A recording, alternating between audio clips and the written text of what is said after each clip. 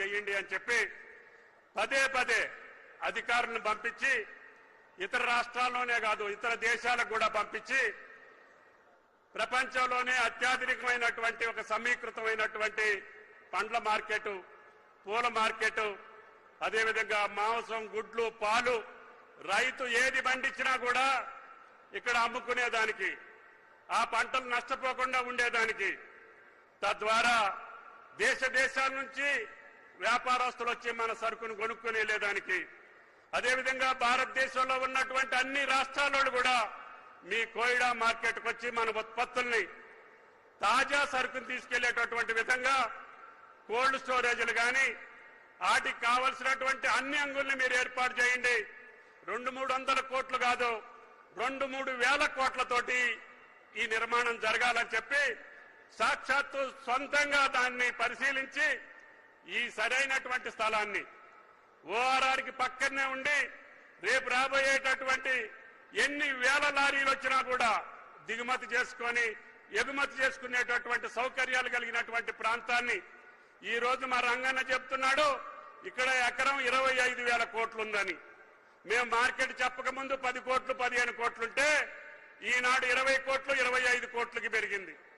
అంటే ఇంత విలువైనటువంటి భూమిని ముఖ్యమంత్రి గారు 239 ఎకరాలు ఈ మార్కెట్కి ఇచ్చి రాష్ట్ర రైతాంగం పండించేటటువంటి ఉద్యాన పంటలకు సంబంధించినటువంటి రైతాంగం ఆయన గారి మనసులో ఒకటే ఉంది, పంటల మార్పిడి జరగకుండా ఈ రోజు జరుగుతున్నటువంటి వాతావరణ పరిస్థితులను గమనంలోకి తీసుకోకుండా నా రైతు సంప్రదాయ వ్యవసాయం చేస్తే పడేటటువంటి కష్టాలు కళ్ళారా చూసినటువంటి ముఖ్యమంత్రి.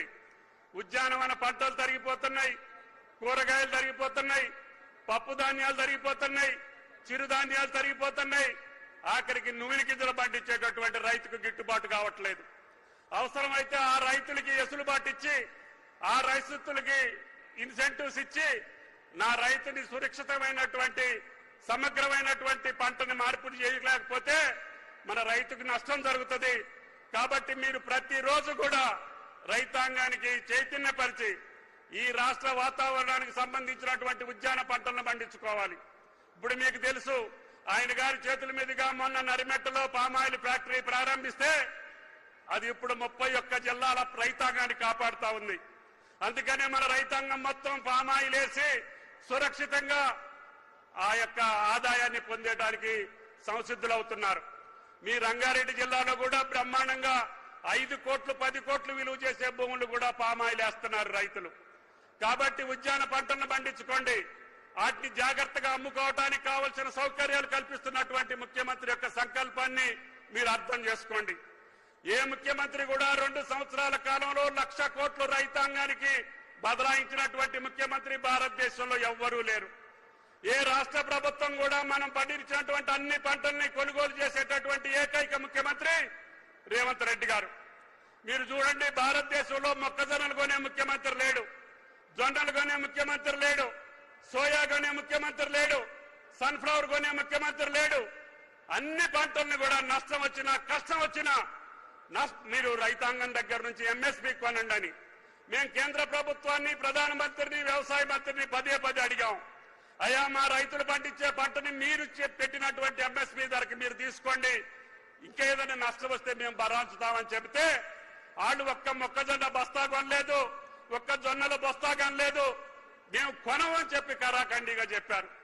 అదేవిధంగా 70 లక్షల మెట్రిక్ టన్నుల వరి ధాన్యాన్ని కొంటే మాకు 50 లక్షలే సరిపోద్ది, మేము మిగతాది మేము కొనము అని చెబుతున్నారు. అందుకనే ముఖ్యమంత్రి గారు రైతాంగానికి పంటల మార్పిడి విధానాన్ని మీద అవగాహన కల్పించి మన రైతు పండించినటువంటి ప్రతి పంటను కూడా రక్షించుకునేటటువంటి బాధ్యత, ఆయనకి ఆదాయం వచ్చేటటువంటి పంటల్ని భవిష్యత్తులో ప్రపంచ కేరంలో ఏదైతే డిమాండ్ ఉంటుందో ఆ డిమాండ్ ఉన్నటువంటి పంటల్ని మనం పండించుకొని మన రైతాంగాన్ని రక్షించుకోవాలనేది ఆయన కోరిక. అందుకని మీరందరూ అర్థం చేసుకోండి, ఈ రోజున ఎలినోనో వస్తుందని చెప్పి వాతావరణ కేంద్రాలు చెప్తున్నాయి. దానికి తగ్గట్టుగా రైతాంగం ప్రిపేర్ అయి ఉండాలి. మీ ప్రణాళిక, మీ వ్యవసాయ పద్ధతుల్ని దానికి అనుగుణంగా తీర్చిదిద్దుకోవాలి. ఎప్పుడు వర్షం వస్తుంది, ఎప్పుడు వర్షం రాదు అనే దానికి కూడా రాష్ట్ర ప్రభుత్వ పక్షాన మీ ఐఫోన్లోనే ఏ రోజుకా రోజు మీ మండలంలో వర్షం పడుతుందా పడదా అనేటటువంటి యాప్ను కూడా క్రియేట్ చేశాం. అది మీరు పొద్దున్నే మీరు ఆ యాప్ని అడాప్ట్ చేసుకుంటే మీ ఊళ్ళో వాతావరణం ఏంటి, మీ మండలంలో వాతావరణం ఏంటి, రేపు రాబోయే రోజులు ఎక్కడ వర్షం పడుతుంది అనేది కూడా మన రాష్ట్రంలో ఉన్నటువంటి 70 లక్షల మంది రైతుల ఫోనుల్లో మీకు నిక్షిప్తం చేసి పెట్టాం. అంతేకాదు యూరియాకి సంబంధించి గతంలో ఎప్పుడూ లేనటువంటి విధంగా మీరే స్లాట్ బుక్ చేసుకొని మీరే టైం ఫిక్స్ చేసుకొని భూమి ఉన్నటువంటి రైతులకే అది గతంలో దొంగ మార్కెట్ ద్వారా బ్లాక్ మార్కెట్ ద్వారా ఇండస్ట్రీస్ కి డైవర్షన్ అయిపోయి కేంద్రం మనం అడిగినంత ఎరువులు ఇవ్వకపోయినా కూడా మేము గత సంవత్సరం యాప్ ద్వారా ప్రతి రైతుకి ఎరువునిచ్చాం. ఇప్పుడు మీరు దాన్ని స్ట్రీమ్లైన్ చేసి పెట్టాం. ఎక్కడా కూడా దాంట్లో లోపాలు లేవు. మీరు ఇంట్లో ఉండి మీకు కావలసిన ప్యాక్స్ లో గాని ఎరువుల కొట్లో గాని మీరు కొడితే మీకు భూమి ఎంత ఉంది, ఆయన కొట్లో మందు కట్టలు ఎన్ని ఉన్నాయి అనేది మీ లెక్క వస్తుంది. దాని ప్రకారంగా మీరు బుక్ చేసుకోండి. ఏ ఒక్క రైతు కూడా క్యూలో నిలబడేటటువంటి అవసరం లేకుండా ఈనాడు మన మోడల్ ని భారతదేశం మొత్తంగా మోడీ గారి ప్రభుత్వం కూడా అడాప్ట్ చేసుకుంటుంది. వాళ్ళు కూడా రేపటి నుంచి భారతదేశ వ్యాప్తంగా ఈ యొక్క ఎరువులకు సంబంధించినటువంటి యాప్ని వాళ్ళు అప్లోడ్ చేసుకొని వాళ్ళు అప్లై చేసుకుంటున్నారు. కాబట్టి ఈ భారతదేశంలో ఏ పద్ధతిని కనుగొన్నా ఏ ప్రణాళికను రూపొందించినా తెలంగాణ ప్రభుత్వం రేవంత్ రెడ్డి గారి నాయకత్వాన్ని చూసి ఈనాడు భారతదేశం ముందుకు పోతుంది. కాబట్టి రైతాంగానికి సంబంధించినటువంటి ఏ కార్యక్రమం అయినా తల తాకట్టు పెట్టైనా సరే మీ అవసరాలు తీర్చేటట్టుగా మిమ్మల్ని ఆనందపరిచేటట్టుగా మీరు వ్యవసాయంలో నిలదొక్కునేటట్టుగా ఈ రాష్ట్ర ప్రభుత్వం యొక్క ప్రణాళిక ఉంటుంది. కాబట్టి దయచేసి వేదిక మీద ఉన్నటువంటి మా రంగన్న కావచ్చు, మా కిరణ్ అన్న కావచ్చు, సహచర మంత్రివర్యులు కావచ్చు, రాజ్యసభ సభ్యులు, పార్లమెంటు సభ్యులు, ప్రజాప్రతినిధులు అందరూ కూడా రైతాంగ పక్షాన నిలబడి వాళ్ళకి ఏ కష్టం వచ్చినా సరే రేవంత్ రెడ్డి గారి ప్రభుత్వంలో ఆ కష్టాలు తీర్చేటటువంటి బాధ్యతని ప్రజాప్రతినిధులు అందరూ తీసుకోవాలని చెప్పి ప్రార్థిస్తూ ఆలస్యమైనందుకు మన్నించమని ముఖ్యమంత్రి గారు వేరే రాష్ట్రం నుంచి కూడా మీకోసం, మీ అభివృద్ధి కోసం, మీ అభ్యున్నతి కోసం ఈ అంతర్జాతీయ మార్కెట్ ప్రపంచంలోనే మొట్టమొదటిసారిగా మీ కోయిడాలో నిర్మించడానికి ఆయన అమృత హస్తాలతో శంకుస్థాపన చేయడానికి విచ్చేసినటువంటి గౌరవ ముఖ్యమంత్రి గారికి ఈ ఏర్పాటు చేసినటువంటి అధికారులకి ప్రజాప్రతినిధులకు ధన్యవాదాలు తెలియజేస్తూ అందరికీ నమస్కారం. Thank you. Thank you sir. పాలన అంటే కాగితాల దస్త్రం మాత్రమే కాదు, అభివృద్ధిని అమలు రూపంలో తెలంగాణ ఇంటింటికి చేర్చే అస్త్రం అంటూ సాగుతోన్న ప్రజా ప్రభుత్వ అధినేత, విప్లవాత్మక అభివృద్ధి ప్రదాత, ముఖ్య అతిథి గౌరవనీయులైన ముఖ్యమంత్రి గారి సందేశం.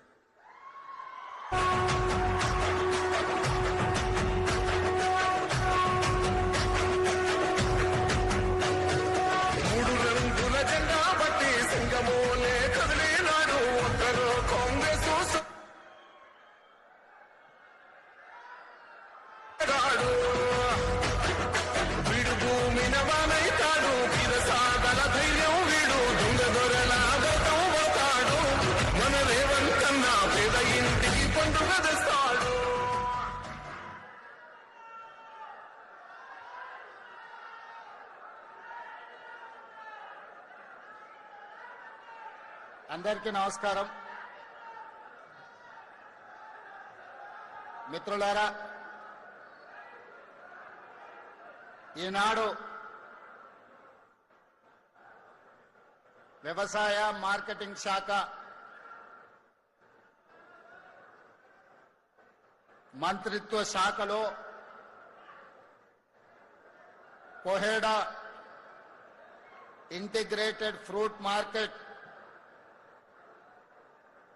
పనుల ప్రారంభోత్సవ కార్యక్రమాన్ని ఏర్పాటు చేసి ఈ కార్యక్రమానికి సభాధ్యక్షత వహించిన స్థానిక శాసనసభ్యులు, మీ అభిమాన నాయకుడు మల్రెడ్డి రంగారెడ్డి గారి అధ్యక్షతన ఈ కార్యక్రమాన్ని ఏర్పాటు చేసి